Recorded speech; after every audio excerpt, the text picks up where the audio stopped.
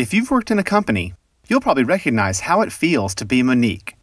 She starts a new project, looks for team members, holds meetings, and the emails start flying. Pretty soon, a few important documents emerge, and those documents get passed around and around. Within a couple of weeks, a few hundred emails, and a couple of dozen phone calls, a few things become clear. First, people feel overwhelmed. Everyone's inbox is filled with slightly different versions of the same document. Monique is never sure if she has the latest version. Second, it's impossible for her to see a complete snapshot of the project. Everything is spread across multiple computers, and everyone on the team has different information depending on who they talk to. Third, even though the project will impact other projects, there's no way to connect them. They're like islands. She spends valuable time trying to coordinate with other project leads and stakeholders. It's better than sending snail mail, but it's not the only way. Tools like SharePoint can take away some of the pain of collaborating and easily do things that were difficult before. Imagine this scenario. Monique starts a new project and needs to form a team.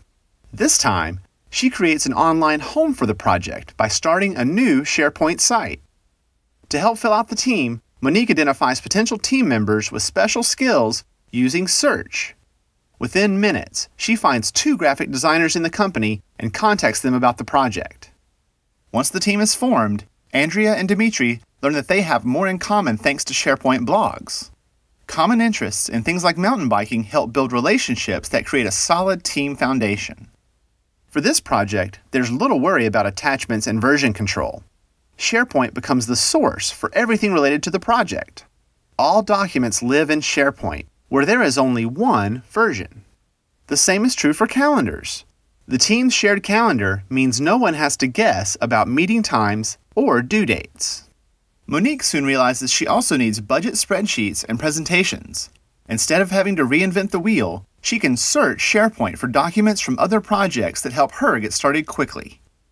The same is true for existing databases and networks within her company.